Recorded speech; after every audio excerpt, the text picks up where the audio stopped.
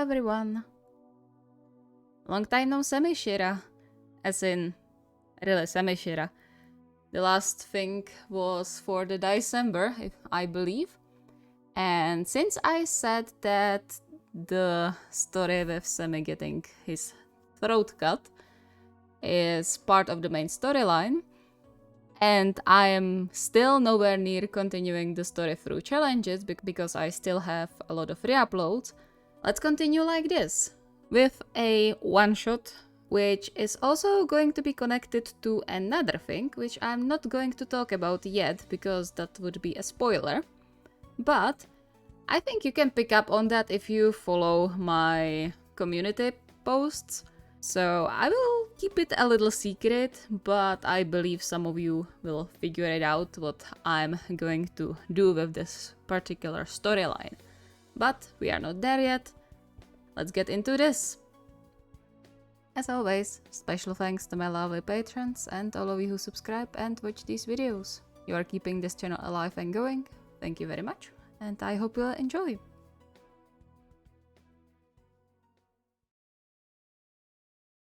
The hallway was silent as Shirabu made his way towards his last destination that day, his footsteps echoing off of the plain beige walls. He came to hate silence as of lately, especially when connected to the hospital, but this time he was glad for it. It meant the patients weren't suffering. Well, at least some of them. With a heavy sigh, he stopped in front of one of the doors, taking a bit to collect himself before he knocked and entered. Against all odds, he was welcomed by a weak smile, soon followed by coughing. Shirabu-san, I thought you won't come today. Despite the frail sight the woman was, Shirabu couldn't but return the smile as he approached the only bed in the room. I wouldn't leave you hanging, Sakura-san. A soft chuckle bubbled in Sakura's throat, the sound lifting Shirabu's mood a bit. The woman's condition was bad, possibly worse from his current patient, and yet she always found the strength in her to smile when he came for a checkup. It never ceased to amaze him, and on more than a single occasion, he found himself drawing some of the strength for himself when the day was particularly bad. How do you feel? Any change from yesterday? Not really. It's always the same old. Well, that's not a bad thing. It means your state is stable. The woman sighed, watching him intently as he checked the medical record and the drips supplying her with the much-needed nutrient. It had been about 2 months since she got assigned under Shirabu's care after spending the previous several months on a different section. At first, Shirabu couldn't even look at her pale face without choking back sadness, but the better they knew each other, the more in awe he was over her mental fortitude. An inspiration for himself in his current situation indeed, and she didn't even know about it. However, as of lately, Sakura's state started to decline rapidly, and Shirabu started to worry. Not just because he didn't want to lose a patient, but there was also another thing. Have you considered what I asked you before? Shirabu sighed. He knew the question would come sooner or later, as it did during his last several visits, but he hoped Sakura would drop it already. Sakura-san, I told you I can't in my best conscience agree to that. I'm just your doctor, not your family. I can't possibly... Shirabu-san, please, I'm begging you. He doesn't have anyone else but me, and when I'm gone... Please don't say that. The diagnosis is not as bad as it may seem. You might walk out of here sooner than you think. You'll see, everything will be alright. It was a lie. They both knew it. The illness was spreading into every part of her body, slowly but surely stealing all life force from her. There wasn't much but a miracle that could turn the future events for the better. And yet, Shirabu decided to count on just that. A miracle. Never say never and all that. No matter what, they couldn't lose hope. The woman closed her eyes as if in pain, though Shirabu was sure it wasn't from the painful illness this time. He wanted to offer more comfort, but the truth was, he already ran out of the positive words to say during the months she spent under his care. Please reconsider. I know it's a big thing to ask, but dying wishes should be respected, right? Sakura-san, you aren't dying. Not yet. She smiled sadly, suddenly strangely relaxed. But the day is approaching. I can feel it. Please, give it a thought again, for his sake. He wanted to look away, desperately so as to not see the hopeful, pleading look in the woman's eyes. Sighing, he closed the medical card. All right, I'll think about it. He could swear the woman's thin face brightened with relief as she laid her head back on the pillow, before another harsh coughing fit jerked with her already weak body, leaving droplets of blood in her palm. He felt horrible for giving her a promise he couldn't fulfill, but the last thing she needed was added stress. He still had time to convince her to contact her family and perhaps arrange things differently. Or, hopefully, bring her back to health so no arrangements were needed. But that was just a faint hope.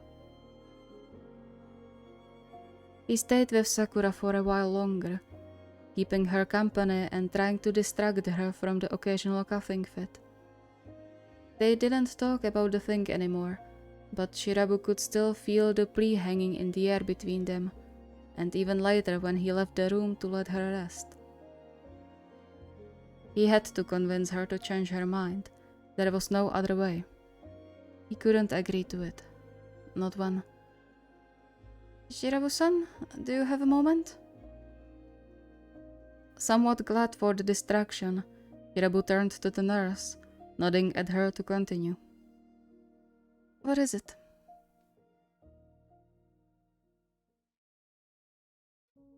Shortly after taking care of the matter of one unruly patient, he made his way to a room he was now, after over 3 weeks of visits, quite familiar with. Unfortunately. He didn't bother waiting for an answer after he knocked and opened the door quietly, worried he might be disturbing Semi if he fell asleep. But to his immense joy, he was welcomed with a blinding smile, the sight breaking through the clouds in his mind like a ray of sunshine. Or a rainbow. Yeah, Semi had always been more like a rainbow to him. Despite his inner turmoil, he found himself smiling back, rushing to Semi to give him a careful hug, only to get pulled into his arms with a surprising force. Careful, don't hurt yourself again. A soft, bubbly sound vibrated through Semi's throat in a current version of a chuckle. The reminder smacked Shirabu like a wet cloth, making him cling to Semi's hospital gown even tighter. Are you feeling good? The light tickling of hair on his neck told him Semi nodded, much to his relief. He collected himself somewhat and pulled away, but didn't let go of Semi's hand as he sat down on a nearby chair. And overall, any change? Semi shrugged before shaking his head. Okay, that's good in this case, I suppose. As long as it's not a change for worse, everything is good news. Tilting his head a bit, Semi watched him for a moment before he reached for the notebook and pen laid on his bedside table. Shirabu waited patiently until he was done writing, his heart aching. He would give anything to be able to hear Semi's voice right now. Nothing in the world could bring him peace like his boyfriend's voice. But that was an impossible request right now. Though watching Semi writing diligently on the paper, the tip of his tongue sticking out between his lips was probably the most adorable thing he had seen as of lately. His mouth dried out when his eyes strayed down to the slowly healing scars left by the numerous surgeries. Ice-cold shivers running down his spine as his gaze brushed the long gash leading over the whole width of Semi's throat. The one that almost killed him. Clenching his hands in his lap, he squeezed his eyes shut against the influx of images filled with blood and gasped breaths that were quickly replaced by the heart-shattering sadness he saw in Semi's eyes when, after he finally woke up after the surgeries, he told him the extent of his injuries. When he broke the news that his voice might never come back.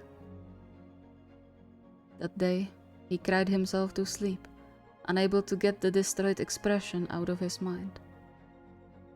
He never told Semi that, but somehow Semi knew anyway and was all smiles the next day. It made Shirabu feel a bit better despite seeing the remaining pain behind him. He flinched, torn out of his thoughts by the notebook covered in Semi's neat handwriting held in front of his eyes. You seem down today. Did something happen? I can't offer soothing words right now, but I'll listen if you need to vent. Shirabu's vision hazed. Even in his state, after almost dying, with an uncertain future ahead and his passion hanging on a thin thread, Semi still cared about him first. As always, even though he sparsely got anything in return. He bit hard on his lip, trying to collect himself as guilt stunk in his chest. It's about one of my patients. She's terminally ill and probably doesn't have much more time unless some miracle happens. I know I should be used to this already, but it hurts seeing her wither away so fast. He folded his head into his palms, a light shiver running through his body when Semi patted his hair. Sorry, I didn't want to bring down the mood, but I don't know what to do, Eita.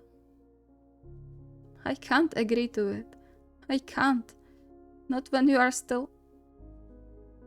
Gentle hands cupped his face and lifted his head, and Shirabu could cry upon seeing the supportive smile curling Semi's lips.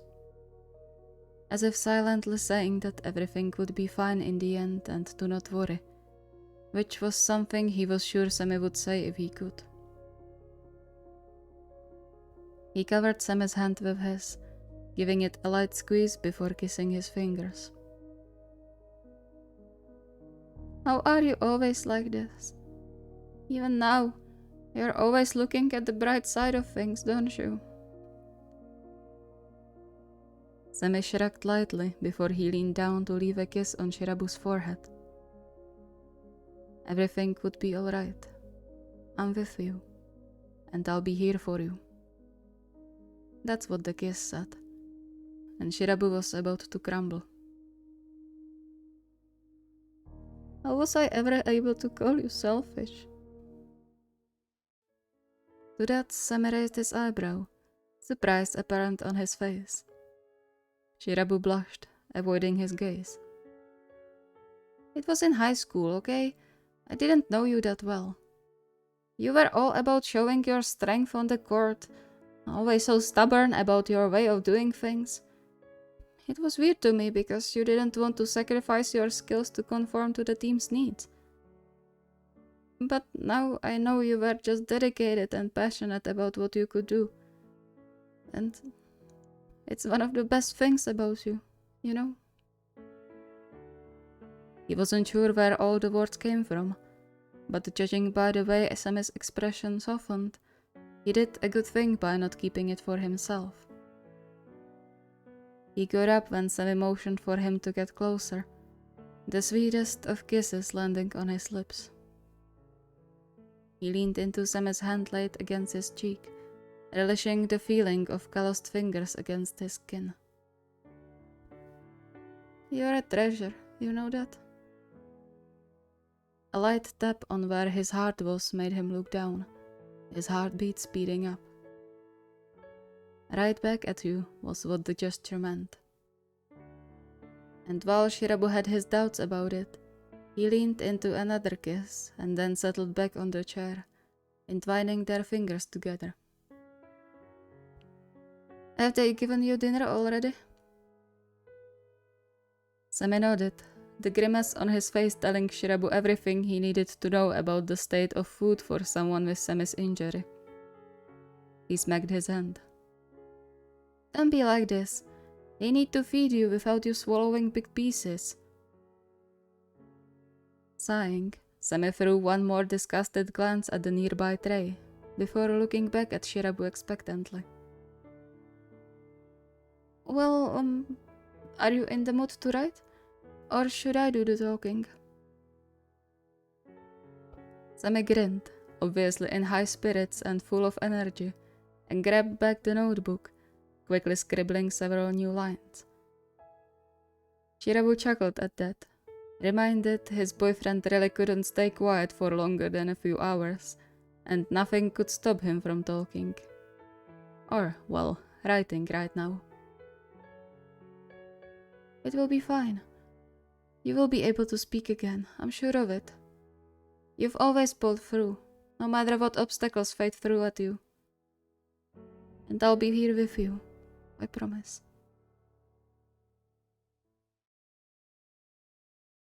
Thank you so much for watching, I hope you enjoyed. So, can you tell where this is going? I bet some of you can, so if you want to guess, leave your guesses under the pinned comment, as usual when there is some mystery afoot in the story. Well, this is not really a mystery, but go ahead, I'm curious what you can make out of this.